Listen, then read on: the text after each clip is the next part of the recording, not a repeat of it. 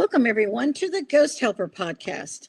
I'm your host, Tina Erwin, and I have with me today my guest, Chloe Scolaro. Hi, Chloe. Hi, Tina. How are you?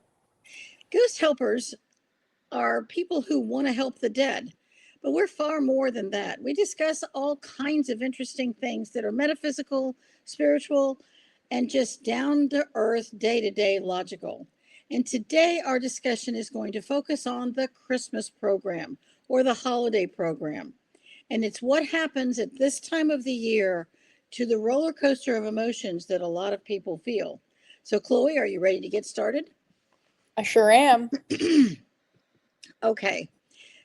I have a lot of clients literally all over the world, and invariably they will talk about, oh my gosh, I just dread this time of the year because, and they go through this long list, and I've heard it over the years of things that have happened to people. You know, your relative died at Christmas. My son's going to a funeral this weekend for a former coworker who died. He just dropped dead at work. His dad in his 40s with three kids. Okay, he died last month. So this is their first Christmas without their father.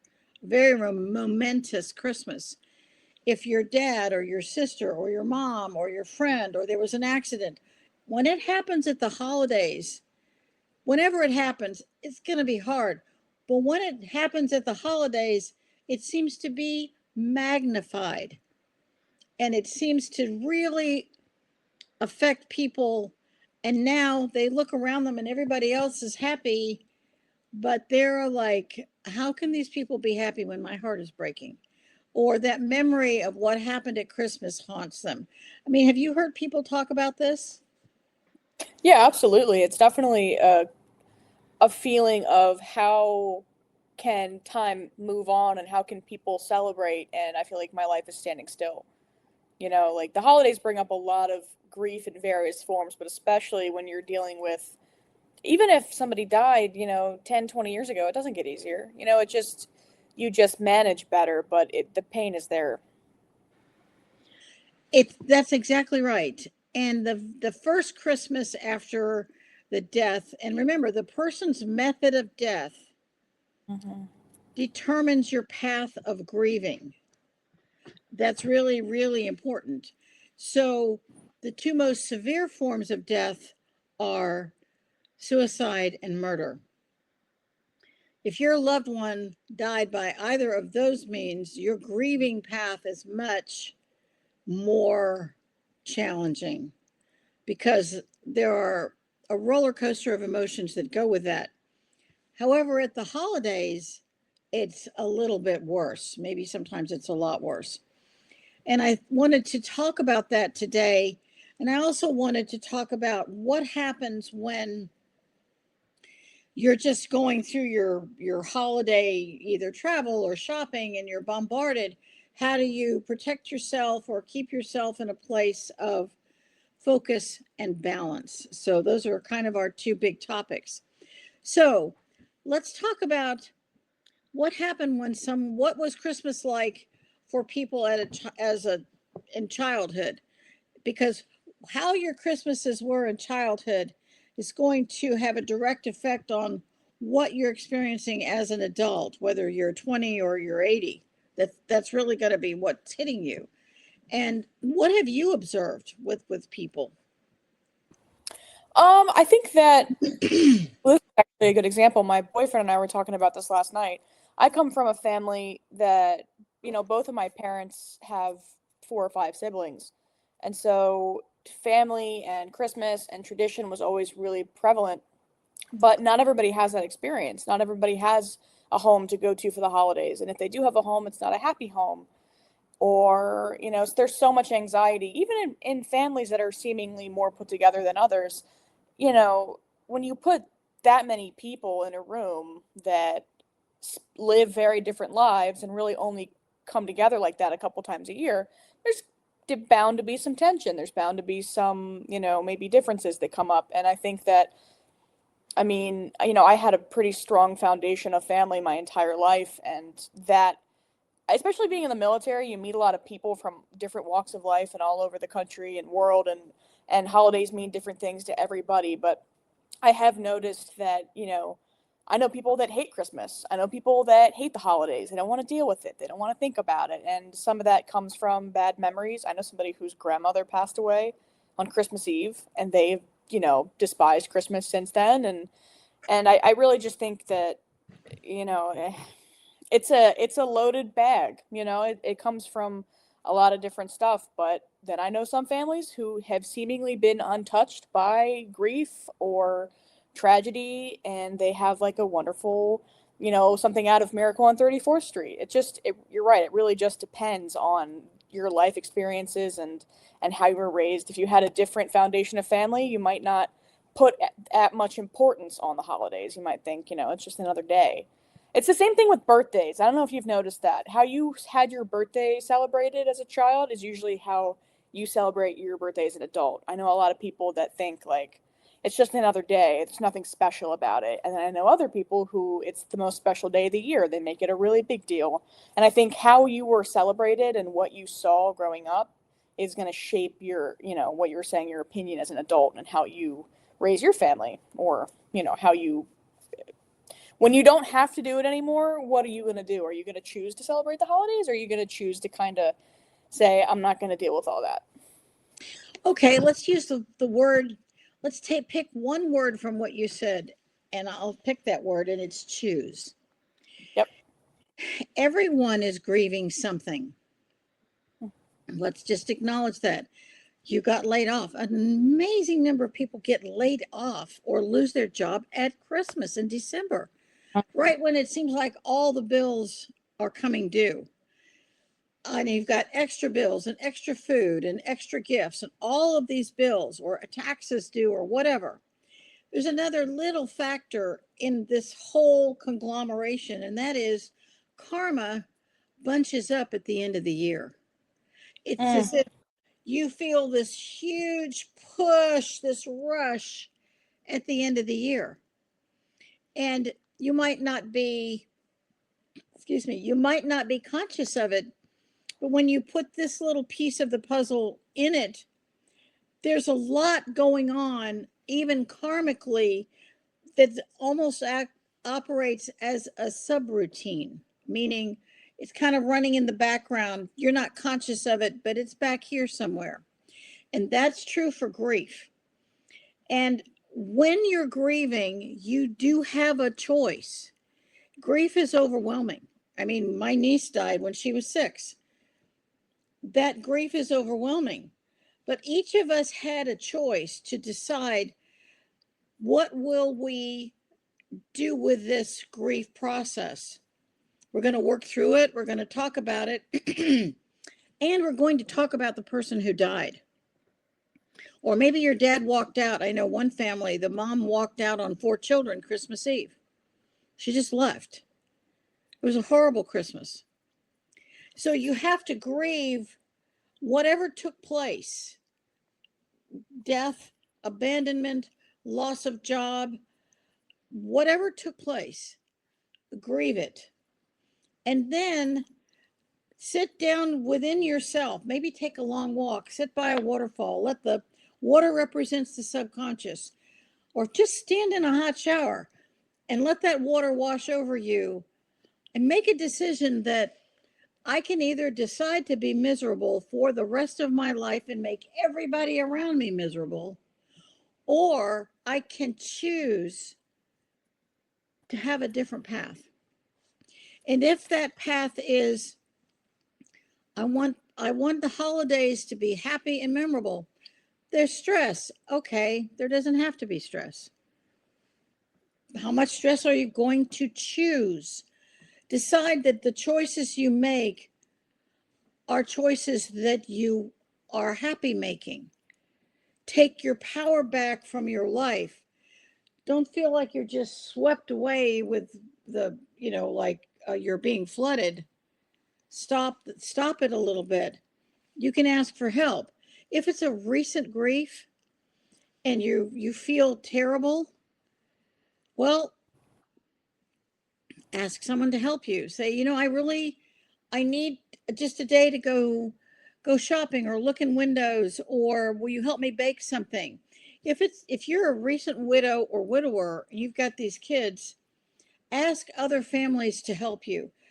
You think when you're decorating your tree, maybe my kids could help you, or maybe your kids could come over and help us decorate our tree. We're kind of lost this year. Would you help us?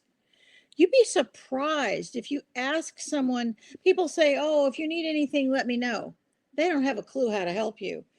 They also aren't being unkind.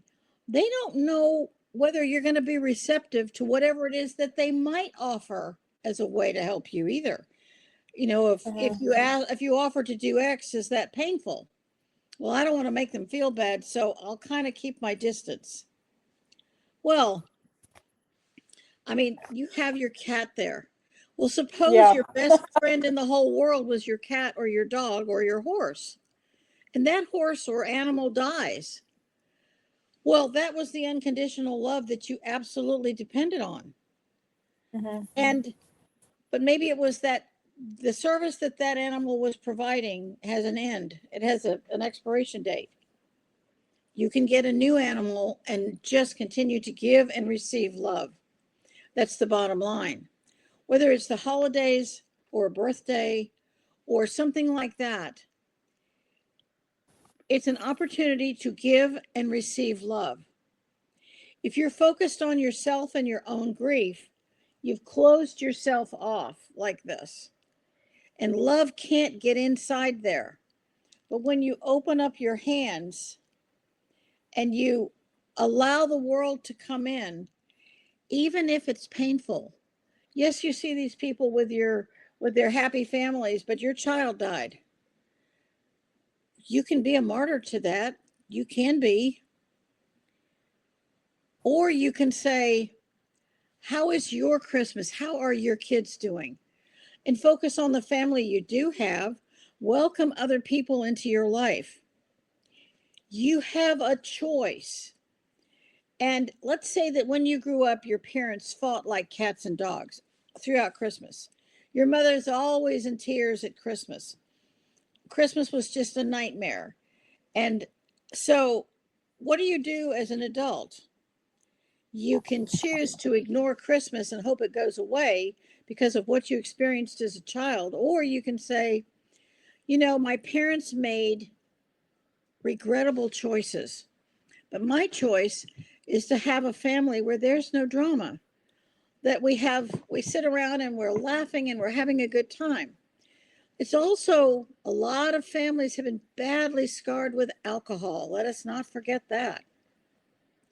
So when we say there's no alcohol at any of our events, which is certainly the rule in our house, of course, nobody ever wants alcohol either, so it's not a problem. They're drinking tea and sparkling water and maybe some sparkling cider. And that's it, especially when you have small children present. What example are you setting? And a lot of terrible things happen when someone is drinking. It's not necessary. No, you don't really need that much wine. And is that sacrilege? I don't really care. If you have people who are, it's going to be a problem, and you say, well, we're an alcohol free Christmas this year, and we hope that works for you. And what happens is people are much more clear headed. It makes a big difference. So you have a choice. So, Chloe, thank you for that word, because that is really, what are you going to choose? How are you going to make your holiday, right? I think one of the things that when you were talking, I want to touch on is that, like, when you hear grief, you think death immediately. I do. And so for a really long time, I didn't understand. Like I was feeling grief, but I almost felt like that's not what that is, because I'm grieving my something that happened with a family member. I'm grieving the loss of a job, or I'm grieving something that I thought was going to happen and it didn't, outcomes or relationships, you go through breakups, whatever. And I almost didn't think that that was grief, because nobody died. No one, that's not what this is. It sounds dramatic. It sounds like when you think about people who are grieving, like they're going through it, and like I almost kind of felt like it was insensitive for me to think like I'm grieving a breakup, I'm grieving a relationship. Like, that's small potatoes in comparison to somebody losing their mother or losing their, their child. And so it wasn't until I got older that I realized, no, that is what that is. That is grief. And I think putting a name on it, on what I was feeling, and finding a place to put what I was feeling made it easier for me to look at it. And so then I thought, okay, well, this is grief. Grief isn't just death. And then you go through this feeling of, I deserve to feel this about this, because I think a lot of people, when you were talking about like making choices and you can choose how to spend your holidays, I think that that's more, how, the 5 stages of grief, that's more toward the acceptance place. But a lot of people, until they can put a name to what they're feeling and until they can figure out what's going on inside of them, they can't even begin to choose different because they don't feel deserving of how they feel. They don't I don't deserve to feel grief when I'm grieving the loss of a job and somebody else is grieving the loss of a parent. And that's just not true. I think that as humans we naturally play the, you know, you have it worse than I do game.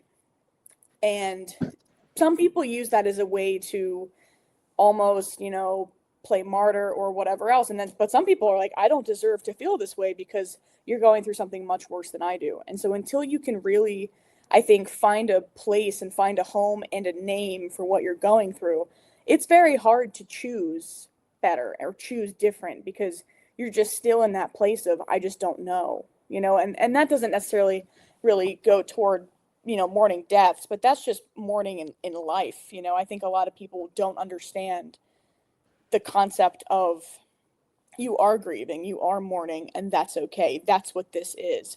I know for myself, I couldn't start to even think about choosing different until I knew that that was an option. You know what I mean? If you are sitting with these unknown and unnamed feelings and you so desperately want to do something different than what you're like, who wants to be sad all the time? Who wants to be stuck in this loop? But until you can identify the loop and until you can put a name to it and understand it, it's really hard to choose different. So I think that that's probably the hardest part, especially around the holidays, is everyone is in a different phase of grief at a different time. And it's cyclical. You just, you bounce, and sometimes you can accept it on a Tuesday and on Wednesday you're mad again. And it's like, it's a lot to sit with. It's very heavy. It is very heavy. And that's why I wrote The Lightworker's Guide to Healing Grief. Yes, I'm plugging this book. This book talks about all kinds of grief. Your mother is in a nursing home and doesn't recognize you anymore. Mm-hmm. I had a year when my daughter was in England getting her master's at the University of Bath. She got an MBA there. It was my first Thanksgiving and first Christmas without her being part of the family. And that year at Thanksgiving, I had 22 people for Thanksgiving. Now, I have the most wonderful daughter-in-laws in the world. Absolutely love them. And everyone who came, they're all pitching in, and it's just the loveliest time. And I was so overcome with grief because my daughter wasn't there. I excused myself for a few minutes, sat with that grief, and then remembered how much love was surrounding me, dried my tears, and went back in and had a great day. Mm-hmm. And no one knew how hard that day was for me. And then I reminded myself, my daughter's off having an adventure. She's Mm-hmm. really living. I miss her, but I have her to miss. And I looked around at all of the people in our lives, and then I realized the whole point of Thanksgiving is gratitude. And then I was grateful for every one of them. And like I say, I have, the most wonderful daughters-in-law that you could ask for, sweet and kind and exceedingly generous souls. So when you're grieving something, tell yourself, I miss, people would say, oh, you just miss your daughter. Yeah, I did. But I was grieving not having her present on that day. And I knew Mm-hmm. Christmas was coming. And that was a grief, but it wasn't forever. And I reminded myself, she'll be back and next year will be different. So I made a choice in that moment not to make 22 people miserable, but to embrace the love that 22 people were sharing in that room on that day. I had to convert my living room with tables. It was kind of amazing. But it was a testimony to a family that welcomes other people. It was really a phenomenal day. So acknowledging that grief is not just death. It's the things that happen in life. And then sometimes you can look back, okay, maybe your parents fought tooth and nail. Maybe there was horrible alcohol abuse when you grew up. But looking at where you are today, you took your grief and you learned from the experiences that your grief offered you. And now you're having a holiday that is alcohol free and everyone's running around smiling and there's music and your kitchen's all busy and the drama is less. And maybe you don't have alcohol and you still have drama. We know that happens. But if everyone's focus is caring about other people, that makes a difference. If you have a household full of narcissists, well, girlfriend, you just got a big problem because there's only so much you can do because it's going to be about them. So what can you do is to simply focus on, in this moment, how can I make it the best of the moment and let love in. At the end of the day, this is only about loving people. If you had someone who took their own life and you can't fathom what possessed them, then maybe you just have to let that concept say, I don't know what happened, but I will always love them. I'm learning from it and I need to move forward with my life. Even though I can always love them, I'm letting love of others into my life. Because if you shut yourself off, you're just going to sit in the same darkness that the other person was in. You have to let the light in. And that's really the point of whether it's Thanksgiving, letting gratitude in, Christmas, letting the light in, whether, you think you're Christian or not. That is really the point. And choose to make your family experiences different. And if there are people who come every year and they always make it miserable, don't invite them. This is what happens with weddings and funerals, by the way. When you have people that you're with day after day, you're part of the rhythm of each other's lives. But when you only see each other at, odd times like weddings and funerals, nobody's in sync. It's this. When you acknowledge that nobody's part of the rhythm of what you're used to, then you can understand why they don't know how to fit in, or they don't understand how to be sensitive to this person. Or one of the biggest things that helps is before you speak, edit what you say. That editing what you say goes a really long way, whether it's a business setting or a family setting. Before you say something sarcastic or snide, how is that going to come across? And is that really what you want to do? When you do that, you bring yourself back into balance. And it causes people to look at you as a more thoughtful, perhaps wiser person. And again, that's a choice. Yep. I think that is a hard choice, though. I think we would be remiss to not acknowledge that sometimes being the bigger person or sitting in your ability to let them, I don't know if have their moment is the right way to say that, but everybody has been in that situation where you're sitting there and you're listening to somebody and you have a choice to make. You can either say what you want to say, or you can just know that something that my therapist says all the time is you have to meet people where they're at. And sometimes you're going to be in a room full of people that are not as emotionally aware or emotionally mature, or whatever word you want to put on it, as others, and you can get yourself spun out of shape, or you can just, okay, like sometimes you just got to know where people are, and you can know that the best thing for you is just to stay quiet. But that is hard. That is so hard to do. And if you are working on that, good for you. And if you are working on it and you slip up, much like everybody else, and sometimes you walk away from that conversation and you say, like, dang, I wish I wouldn't have said that, or I should have just kept my mouth shut, that's okay. It's, everybody's learning, and everybody is progressing at their own pace, and sometimes you walk away from a conversation and wish that you would have kept your mouth shut, and you didn't, and all you can do is be better next time. So Oh my God, that I is so true. That is yeah. so true. You and Yep. that also brings up emotional intelligence, Mhm. which is really what you're talking about, is emotional intelligence. And even though it might be obvious to you that this is the thing that's really happening, um, some there are some souls who are very fixed in a belief system, Mhm. or their identity is grief. And there's a wonderful book by Carolyn Meese, Why People Don't Heal and How They Can. And that really, Mhm. she does a really good job in that book. And one of the things she talks about is a woman who was abused as a child, and she was going to a therapy, a survivors group. And so Carolyn asked her how long she'd been going. And she'd been going, like, I don't know, 10, 15 years, a long time. And she said, well, when are you healing?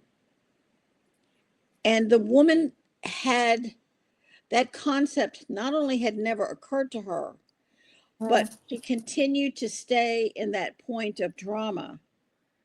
And she continued to revel in the continuation of the drama. And so Carolyn's very astute question is, how long are you going to stay in it, and when do you heal? Well, the Yeah. woman really got upset with her, was not happy that she had even made that comment, couldn't hear it, wasn't ready to hear it, and went off angry. Was she right or wrong to say it? I don't know, but it made for a very important case study in her book. And it really Mhm. stuck with me, because when you have someone who's very focused on, it's just, this is my belief system, I can't exit it, I can't see outside of this wall of pain, or I call it your emotional prison. And so someone says, well, here's the key. Well, I'll even open the door for you. Come on outside. Look, it's wonderful out here. Look at these lovely people. And it's like, I know the safety of my prison walls. I'm not leaving. Then you can leave the door open and lay the key outside, and then allow that person to continue the experience they're in, because it's not up to you to change them. Right. That's a hard lesson. And you can only offer, and then you are wiser to simply step away without judgment. That person's experience is continuing. That's not right or wrong or good or bad. That's just it's just what's happening to them. Right. I think to turn it back inward a little bit to ourselves, one of the things that I find for myself is I feel like my consciousness and my brain knows things long before my heart and my body can catch up. If I'll explain that in a second, where there are certain blocks that I have had, because you're right, like if you just dwell and you stay in the same spot, you are not going to go anywhere. And some people aren't aware that they're doing it. I am very aware. Sometimes I'll have stuck points. I know you and I have talked about, I think we talked about like emotional stuck points, but you have stuck points, and consciously, I am like, when am I going to get over this? When am I going to, like I'm doing the work, I'm ready, I'm ready. But you're not ready. You're not ready until you are. And then it's almost like I know myself well enough at this point that when this is telling me something and this isn't ready to hear it yet, I know that eventually my heart or soul or body will get it, and we will move when it's time. And so it's almost like half of me is waiting for the other half to catch up sometimes. And I don't know if that's a thing with intuitives where, when you know better, but you're still human, and your human piece is like, we're not done with this yet. You have not learned everything, or you haven't gotten there yet. Just be patient. And you're like, oh my gosh, like, come on now, like, let's go, people. I got stuff to do. That's how I feel when I'm processing stuff. And just this past Thanksgiving with my own family, there was a stuck point that I had for a really long time, and one thing that somebody said like woke me up, and these two finally connected, and it was like, okay, you're ready to move on. Now you can go to the next thing. And I had been waiting for that forever, but it wasn't until that one piece fell into place that you could get it. And so I think that as much as you have to have patience with other people and just know that their path is their own, you have to have patience with yourself too. And that's very hard to do as well. That's another hard lesson, is to feel like you know better, feel like you're still in the same pattern and you don't know how to break it yet, but you will. You will get there. You will get there if that's your choice. If you're happy where you are in that misery, you're going to be there a while. Yeah, However, yeah. when you talk about it, when you work through it, when someone asks you, okay, well, this person did this to you, what did you learn? You're struggling with this. What is the lesson? And I think that's a really that's one of the things that helps me. It's like, okay, you have an experience as long as you need the experience. And when you are really beginning to appreciate the karmic lesson, it's like somebody opens the blinds and now you get it. You can Yep. see more clearly. Yep. But when it's right in front of you, you just can't see past it. Yep. And when you can finally begin to understand it, then there's a peace that can come over you. And that actually happened to me with my mother-in-law, who was a very difficult woman. And karmically, I had to come to terms with it. I had to find the accommodation. And I realized that part of my subconscious was angry and afraid from something that happened in another lifetime, which I do have not. But in this lifetime, she has no power over me. What am I so concerned about? And once I got to that point, it's like, just like you, it went click. All right, now we can move forward. And we did. And we made an accommodation, and we learned to appreciate each other. And before she died, we were able to say that we loved each other, which I'm going to tell you, I didn't think that would ever happen. But I came to appreciate her good qualities. And I grew and she grew. And that was the entire lesson karma wanted me to learn. No one comes here and says, oh, you don't have any karmic lessons. That is not true. We all have karmic lessons. We don't escape it. I don't care who you are. So I think you're right. That's a subroutine that you're constantly working on. I got to struggle with this. What am I here to learn? What's my takeaway? If you start giving it a structure of, okay, I'm having this experience. What am I learning from this experience? Now you're giving it a structure and a context instead of just feeling like you're chronically in pain. It's a suggestion. But the journey to know oneself is never ending. And I think that is so hard to grasp as well. Because, I went through this breakthrough, and it was monumental, but on the scale, it was like this big. It's really not, it just leads you into the next thing. And then you're like, all right, because like mine was misplaced anger. I realized that for the past 15 years, I was putting responsibility and anger onto the wrong person. And it wasn't until I sorted that out and that connection came that I was like, whoa, snap. Now, it's like, now I have this other thing, and it's time to work through that. And like, what's this now? And so I think that you're just ever evolving and you're ever learning, and we didn't come here with the answers. You know, we have to figure them out, and there's little Easter eggs throughout our lives that help us, but that's another thing. And I think we're kind of off topic of grief now. We're more onto karma again, but I mean, grief comes with that too, because you have to, sometimes there's grief around, like, you know, nobody's coming to save me. Nobody is coming to save me. And I don't know about everybody else. I'm a young adult. I'm in my mid to late 20s. And I'm aware that nobody is coming to save me, and that life is hard, and that all these things happen, and life is life. You know what I mean? But are you ever just mad about that sometimes? Not mad unreasonable, not mad because you want somebody to swoop in and save you, but are you ever just like, dang, shoot, this is hard. You know, you just sit there for a minute when you go through stuff, or when you're grieving, or when you are happening all this stuff, and you're like, ugh. Like, I know that everybody's Yes. going through. Yeah, I'm actually going through that right now. We're trying to save the last uncontaminated aquifer in the entire Pacific Northwest. We've been fighting it 3 years.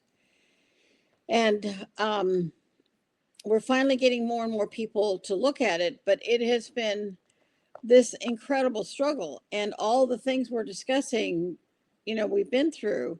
And there's many of us, many citizens are stepping up. And maybe that's the lesson, is if you don't step up, there won't be water. I mean, we're at the most basic level of humanity. It's time to step up and protect your environment when it comes to water. And I have a friend in Tennessee who was virtually single-handedly protected her water supply because she stood up. So when you look at this, that's, you're absolutely right. If you think that you've evolved, karma's going to say, okay, we're going to hand you the next one. And yeah. if you got all these solved, we're now going to make them even more dynamic. And when you feel like you're overwhelmed, you can take a step back. You can ask for help, Yep. which I've done recently. If someone else is really stepping up. I've been at it 3 years and 3 months, and it's been exhausting. We actually have a pretty credible death threat, and we have restraining orders. It's been very serious. So it's no one escapes this. I'm just pointing that out. I don't care who you are. If you are working on something to create a greater good, or stop something, or deal with an old grief, and I know people who are dealing with grief from various previous lifetimes, even when they know what that lifetime was, even if they know what happened to them in that lifetime. Sometimes it's so egregious, it moves into the current lifetime. And then you are grieving that. And although this didn't start out to be about grief, at the end of the day,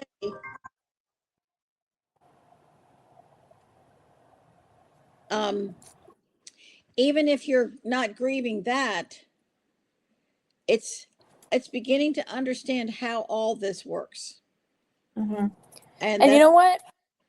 It's okay to be mad about it.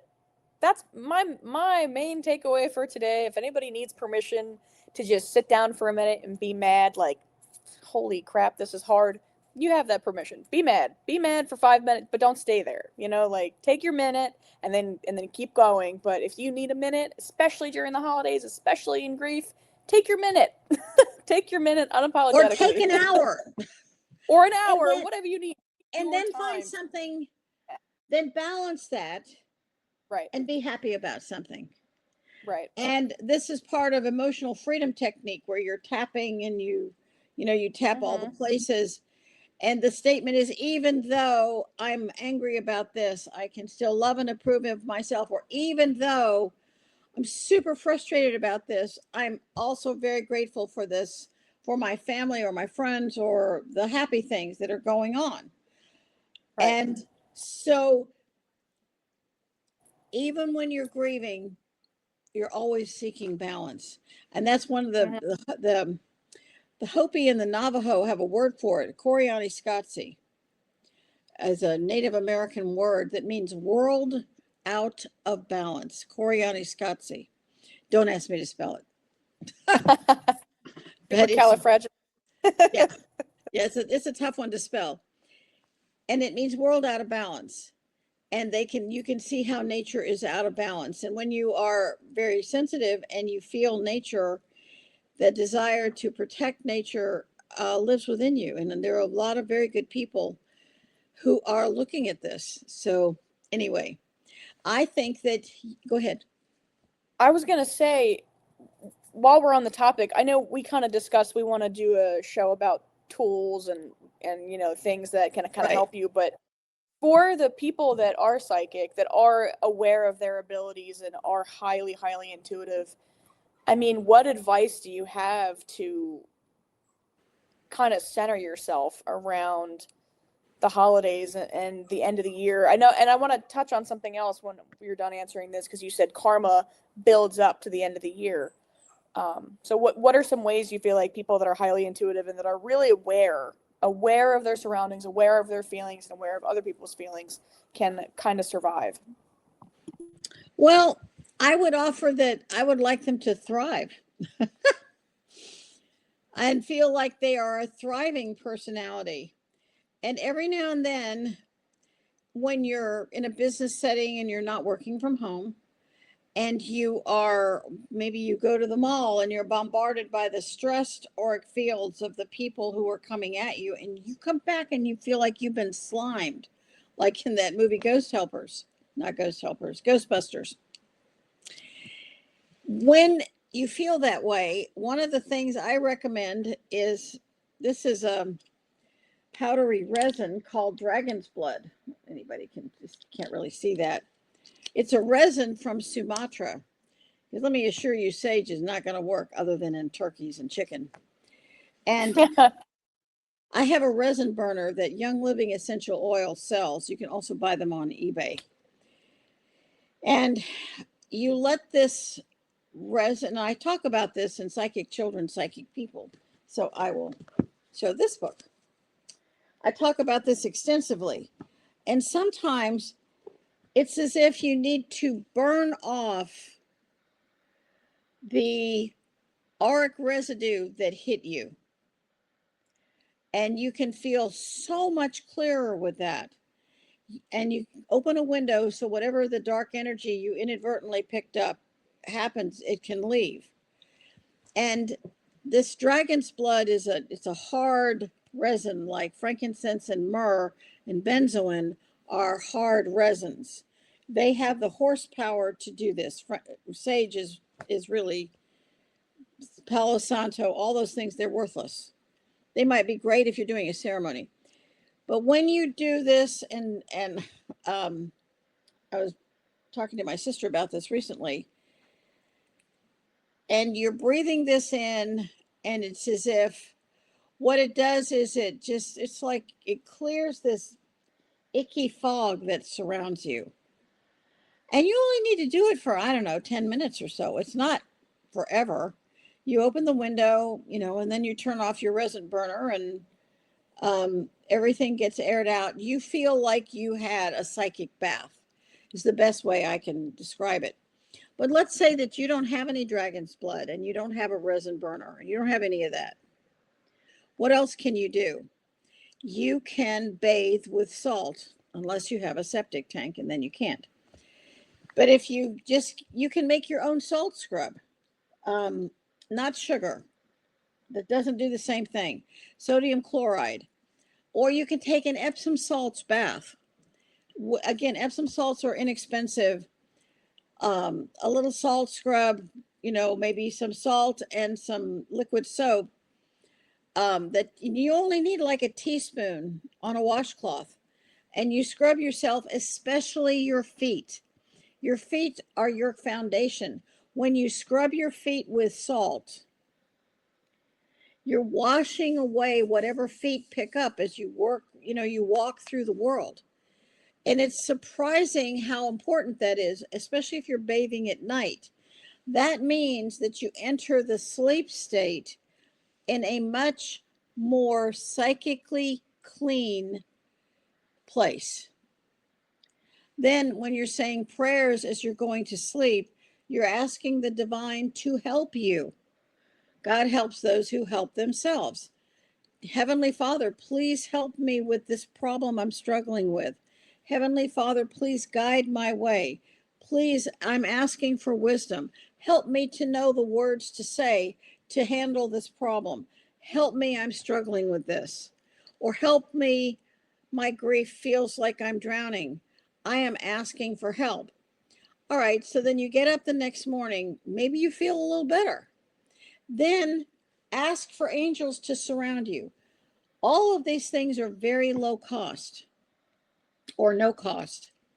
Ask for angels to be part of you, part of your surroundings every day. If you're having a difficult meeting, then fill the room with angels. Ask that angels be with you and all the individuals in the room. You cannot ask the angels to change the outcome. There's some rules that go with this. But you can ask the angels to have their presence emanate light. Well, that request, which doesn't violate free will, affects the frequency of the room. A higher frequency in the room can be a much more peaceful, universally beneficial outcome, which at the end of the day, when everybody walks away feeling like they won a little something, then you have balance. So, how is that for a start? I think that's good. I think that's a great way for people to kind of, start protecting themselves and feeling better when they're in these situations. The last thing I wanted to ask you about, because it's very on brand for what we're talking about, you said that karma accumulates into the end of the year, and that's kind of when things start to come to a head, right? Correct. Okay. During the holidays, it is not uncommon when all these people that really only get together a couple times a year have blowouts, or they have arguments, or they have conversations that needed to be had. Is there something to be said about karmic relationships and karma accumulating at the end of the year and all kind of bubbling up around, Thanksgiving, New Year's, Christmas, all that kind of stuff? The big blowouts and the big conversations, I assume that's not a coincidence with karmic relationships and karma, coming to an end there. Well, let me back up just slightly. When you have everywhere you go, there's bright, shiny lights and sparkly balls and sequins and ribbons, and you have, I'm a feng shui person too. You have a lot of excited energy. You have flashing lights. You have reflective materials in all of the Christmas ornaments. You have now dramatically excited the energy, which means somebody who was, kind of crabby before becomes a full blown porcupine. And now they're more than pointy, they're dangerous. A couple of things: do not have Christmas decorations in your bedroom at all. Have spaces, you limit where you have any of these decorations, whether it's Hanukkah, you still have bright, shiny things in Hanukkah too, or whatever the holiday you're celebrating. Have spaces that are absolutely holiday decor free, so they're calm and peaceful, especially your bedroom. That's the first thing. The second thing is, if it looks like things are heating up, again, bring in all of these angels. You can always put the music of Mozart in the background low. Not, you can do it at night, but that bothers some people's sleep. So that's optional. But during the day, if you have it on low, perhaps on your computer, and it's playing, you don't really hear it. You've raised the frequency a little bit. Before all of these people gather and they're super prickly, you can ask that angels fill the room. You can ask God to bring peace upon the house. Let me back up. When you're looking at karma accumulating, maybe something is brewing between two people. And when they finally get together, now you have this collision. Well, if you know that that's a potential, first of all, don't sit them side by side or directly across from each other. But if you're in the kitchen and you're cooking, and one person has this opinion and another person has this opinion, and they're all upset about something that's really petty, that's simply the symptom of the bigger issue. I think what I was. Yeah, Go ahead. Go ahead. Go ahead. What were you getting at? Well, you know how some relationships, like, child and parent, if there was abuse in the past or there was different things, tensions build and build and build for a really long time. There's a lot of stuff that's unsaid because some people are avoidant, they don't want to deal with it. I guess I'm wondering if these are karmic relationships anyway, and you guys are going through this for a reason, and you, like, for instance, you and your mother-in-law, do you think that the supercharged karma that comes around the end of the year can almost become like the perfect storm for you to bridge that gap and almost like, all right, we're doing this now. Like, we've had this conversation in the wind for a couple years. We never wanted to deal with it. We're going to deal with it right now. And then you kind of like come to an understanding. It's not always negative. It's not always, petty arguments, but it's something that's been brewing for a really long time. Does the culmination of the karma at the end of the year supercharge that almost and almost bring it to fruition or bring it to the surface? It can. Yeah. It's a hard question to answer because everybody's already stressed.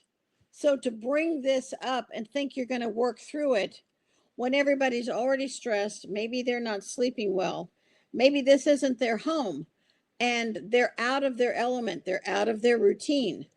When people are out of their routine, they're irritable.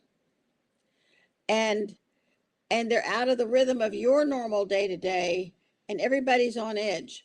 Probably not the best time to work through something. So if you can hold your tongue or excuse yourself for a little bit of time and center yourself, the probability that in a supercharged environment you're going to be able to resolve this, I don't give that a full 10.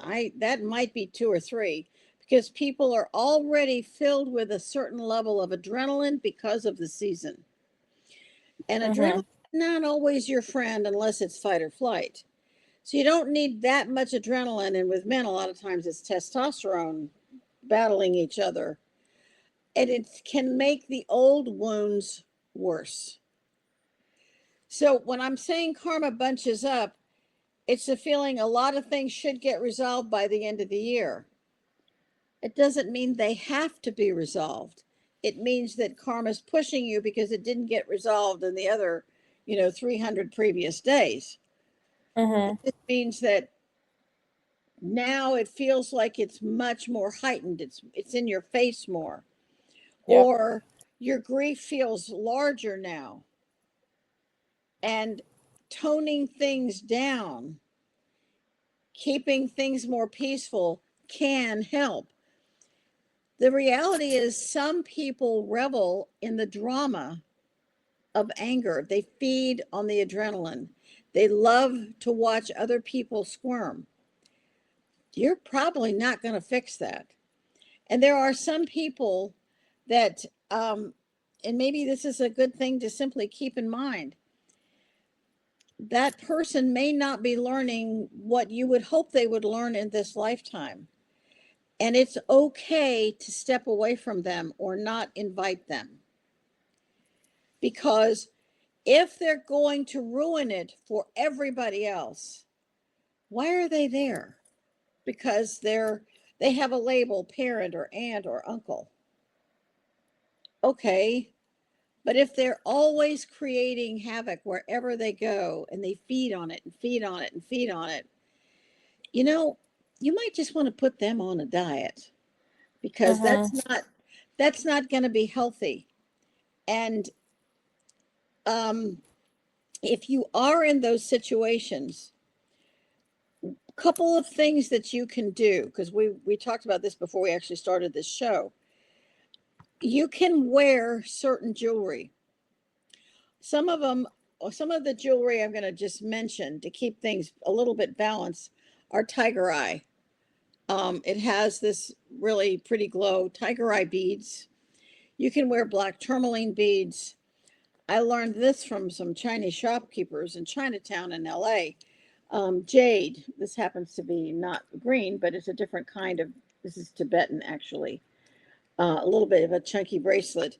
But you can wear pieces of jade. A lot of men carry a jade amulet in their pocket, and it keeps some pretty negative things away. So you can, if your heart is aching, malachite is really a great stone, whether it's a brooch or beads or simply a piece you keep in your pocket. And another great one for making people be nice to you is howlite. I happen to have these little howlite angels someone gave me. And howlite, a lot of turquoise is actually dyed howlite. It's still a great stone. It's a much cheaper stone than turquoise, which is getting a little harder to find. And for some reason, howlite makes people be nice to you. Sometimes at the holidays, you're not going to get it resolved. If you are worried that you're going to be attacked in a setting, you can visualize yourself in a triangle. I call it a triangle of force. This is a tetrahedron. It has 3 sides and a triangular base. So every side you turn it is an equilateral triangle. That is a tetrahedron. It's one of the platonic solids. And when you visualize yourself inside of this and the outside is mirrored, you have dramatically protected yourself from the onslaught. And it's almost like you can watch somebody try to attack you and then back off. And sometimes, no matter how much you would like to resolve something with someone, if the other person doesn't want to work with you or resolve it with you or meet you halfway, there is no place to go. So it's like the desiderata. Help me to know the things I can change, and the wisdom to know the difference. If you know that this person is hardwired, it's not up to you to change them. You want something from someone they don't have the capacity to give you. And so even though karma is going to bunch up, nothing says you have to resolve it right this minute. And you can send this person your love and then protect yourself. If you have to stride into a room, visualize that you're inside this triangle and you've got an angel on the front and an angel on the back, and you're inside this triangle of angels walking in the room. I have to do that in hospitals and dentist offices. And when you do that, you have the right to protect yourself without harming someone else. And maybe when you protect yourself, you will tone down that person's vitriol, and it won't be as toxic as the person might have intended. Some people just come ready for bear. They're going to just give it to the other person. And if you can blunt that, it can make a huge difference. Sounds good. All very sound advice. So, well, Chloe, I want to thank you for joining me today. And hopefully we've offered people some suggestions for how to protect themselves, how to recognize that they're grieving something that had been a mysterious subroutine. It has a name and it can be healed, and you can be patient with yourself.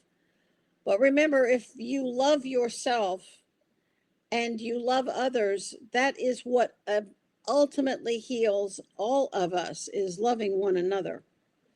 And Yep. and that's the whole point of the Christmas season, is the love that was brought to earth that we can share among each other. And it doesn't matter, whether you go to church or you don't go to church. Is actually irrelevant. God doesn't necessarily live in a church. I think he lives in the forest, frankly. So, or he lives with people's pets. Or guess what? That love is all around us. So with all of that said, then I again thank you for joining me. We hope everyone has a great Christmas or holiday season, and that everyone is very healthy and very happy, because a lot of times that old Christmas program means you're very sick at the holidays. Let's shift that and not have people be sick. Have them be well and happy and able to withstand all the things that hit us in December. So, with that, we wish everyone a very wonderful December and hopefully a very happy new year. Bye bye, everyone.